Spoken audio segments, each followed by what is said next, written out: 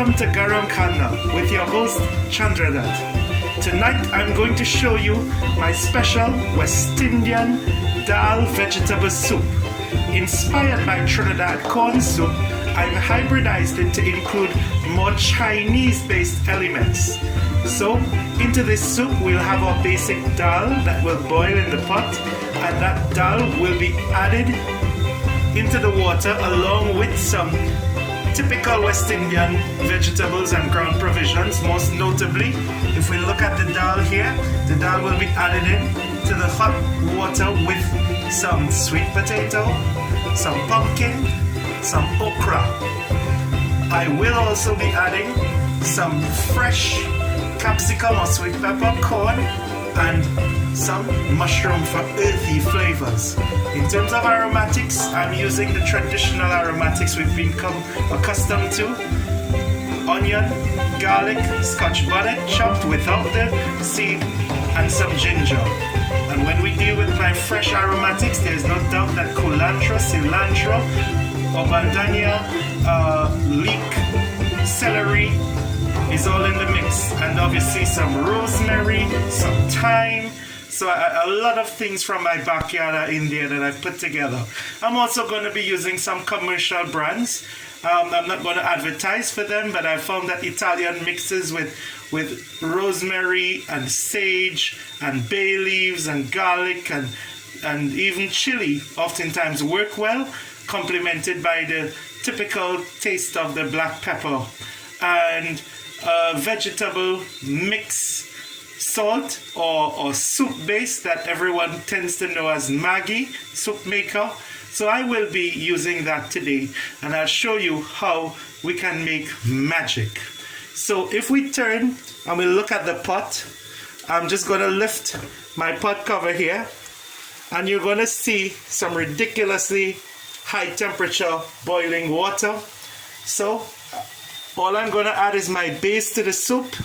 My base to the soup will definitely start off with my lentils or split peas or dal. That's my base. That's my base. The lentils. Then into that I'll be throwing in some sweet potatoes.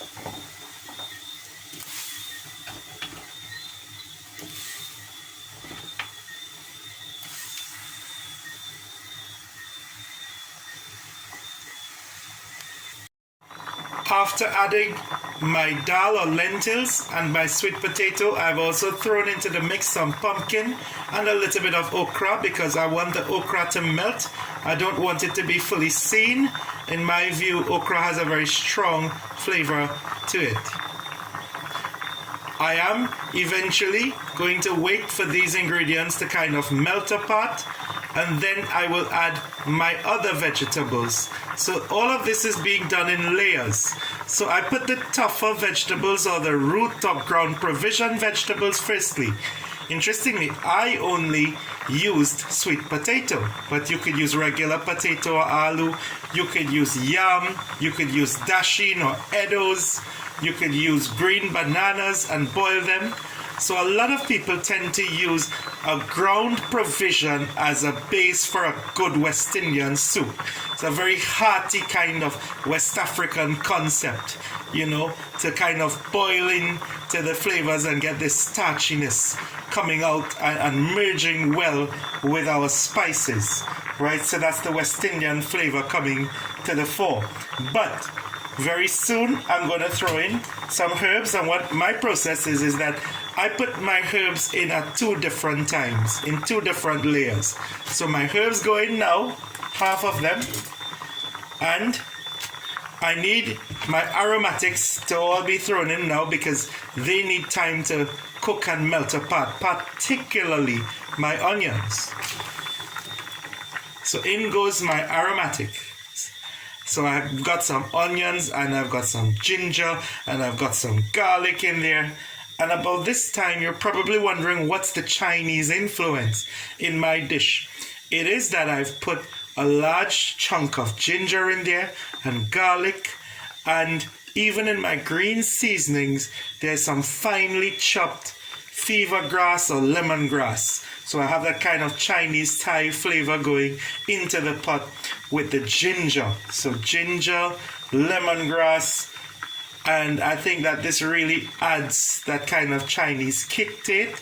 Eventually I'll be adding a sweeter element with sesame oil at the end for the garnishing process, but not right now. And what also goes into the pot, you've guessed it, to bring out the heat. There's nothing Chinese about it. There goes one whole wallop, dunk, slam dunk of the venerated West Indian Scotch bonnet pepper. Arguably one of the hottest peppers in the world. It is not chopped. It will merely be boiled in the pot and we will take it out at the end. However, if you're experimental and crazy about Scoville heat and you like the heat, then you can actually immerse it into your soup. But I have no such illusions of grandeur about my fortitude in eating soup with such strong heat. So I'm going to back away. I'm going to put the lid on this and I'm going to respect the process. I'm going to respect the process of boiling. And very soon we will add our final layer of ingredients. So as I have lifted the lid, we can see that the vegetables that I've already thrown in, along with the dal, it's boiling and the pot is really bubbling. So let's check that out. Things are still boiling, but at this time, it's really a good idea to add our other layer of vegetables and spices or herbs. So it's really key. I'm throwing in everything into the pot. So this is the final layering of ingredients. Yeah, I'm throwing everything in there. And this is going to have to stir. And I'm going to have to add some more water to it in the final process. And the soup maker will be added very shortly. So as you can see, there's definitely a case to add some more hot water to this, which is what I'm going to do.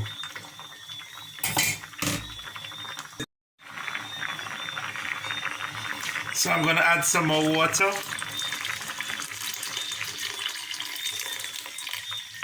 Almost to the rim. I am going to add my vegetable soup maker. I am going to add some black pepper.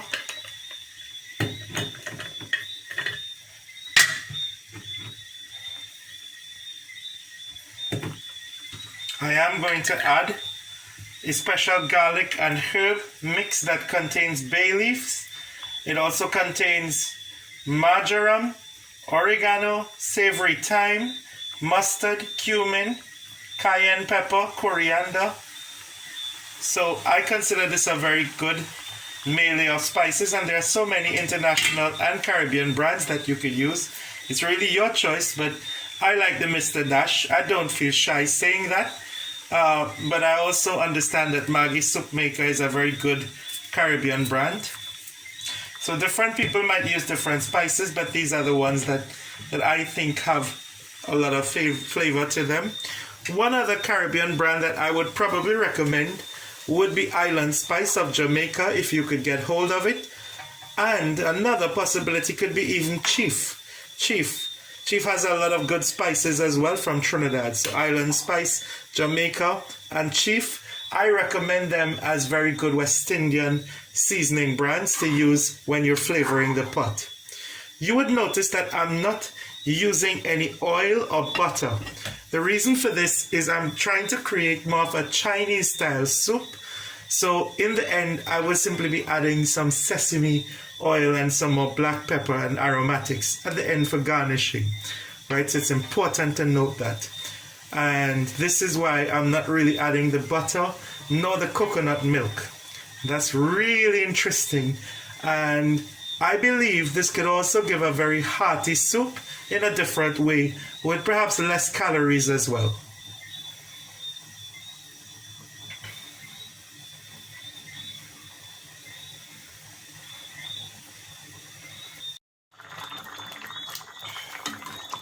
So we are into the final process of checking the soup after about perhaps 40 minutes of starting this process. This is our end product, and as you could see, a lot of the chunks have basically melted apart, and this is what I aimed for.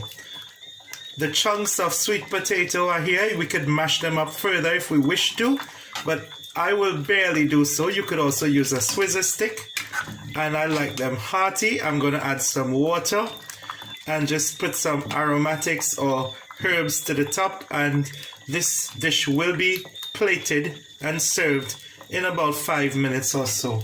So all I'm just going to do now is add some water. A lot of you might be wondering, what about the salt? I don't put too much salt, given that there's Maggi Soupmaker.